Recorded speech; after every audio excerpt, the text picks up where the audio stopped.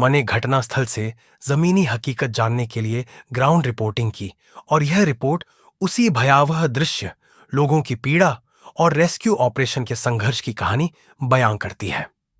सुबह का सामान्य दिन जो कुछ ही पलों में तबाही में बदल गया, घटना की सुबह आम दिनों जैसी थी।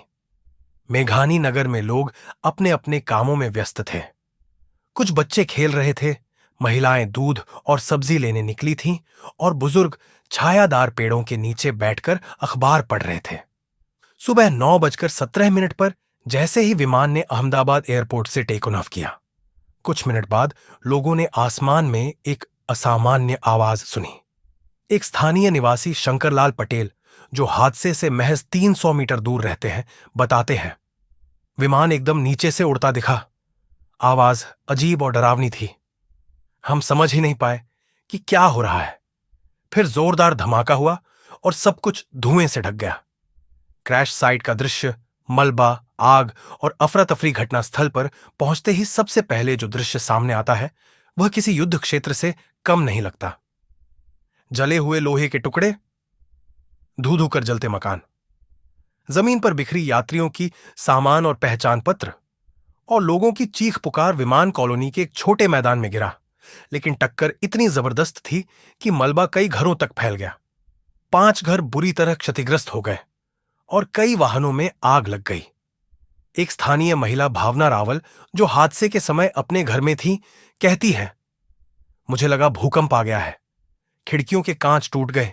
जैसे ही बाहर निकली, देखा कि जहाज के हिस्से हमारे घर के पास पड़े थे। एक महिला की लाश जल चुकी थी। दमकल और राहत टीमों की लड़ाई हादसे के 10 मिनट के भीतर फायर ब्रिगेड, एनडीआरएफ और स्थानीय पुलिस की टीमें मौके पर पहुंच चुकी थी। लेकिन मलबा इतना फैला हुआ था और जगह इतनी संकरी थी कि रेस्क्यू ऑपरेशन में काफी दिक्कत आई।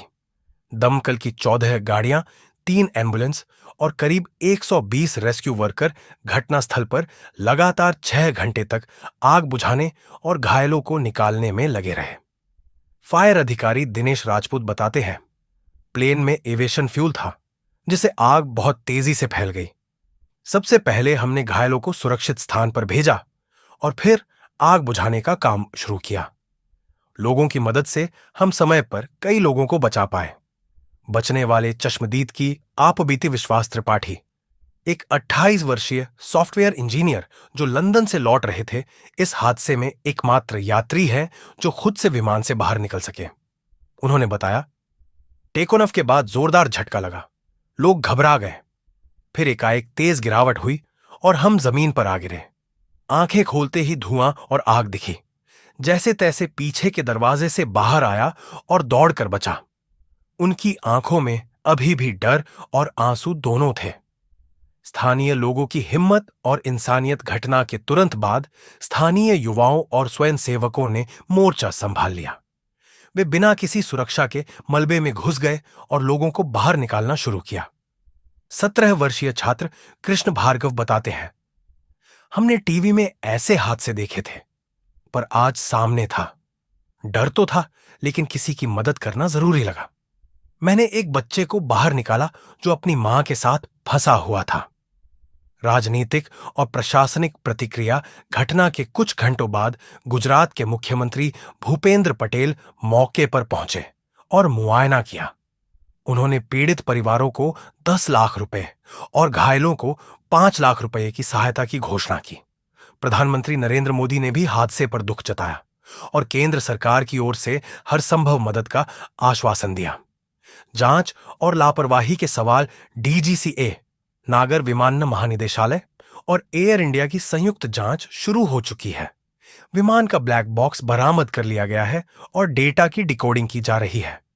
प्राथमिक रिपोर्टों के अनुसार दायां इंजन टेक ऑफ के समय फेल हुआ। हाइड्रोलिक सिस्टम का रिसाव देखा गया। सवाल उठ रहे हैं कि क्या एयर इंडिया ने पूर्व उड़ान जांच ठीक से की थी? सोशल मीडिया और जनसामान्य की प्रतिक्रिया #अहमदाबाद प्लेन क्रैश ट्रेंड कर रहा है। लोग इस हादसे पर दुख और गुस्सा दोनों जता रहे हैं। कई लोगों ने सवाल उठाए कि ऐसे पुराने विमानों को क्यों उड़ाया जा रहा है? क्या यात्रियों की जान की कीमत इतनी कम हो गई है?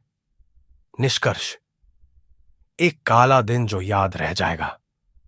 अहमदाबाद के मेघानी नगर में हुआ यह हादसा न सिर्फ एक तकनीकी असफलता का नतीजा है, बल्कि यह भी दिखाता है कि सुरक्षा, निगरानी और जवाबदेही में कहीं न कहीं भारी कमी है। हालांकि राहत टीमों और स्थानीय लोगों ने जो वीरता दिखाई, वह इंसानियत की सबसे सुंदर तस्वीर पेश करती है। अब देश यह उम्मीद कर रहा है कि दोषियों की पहचान हो और भविष्य में ऐसे हादसों से बचने के लिए सख्त कदम उठाए जाएं।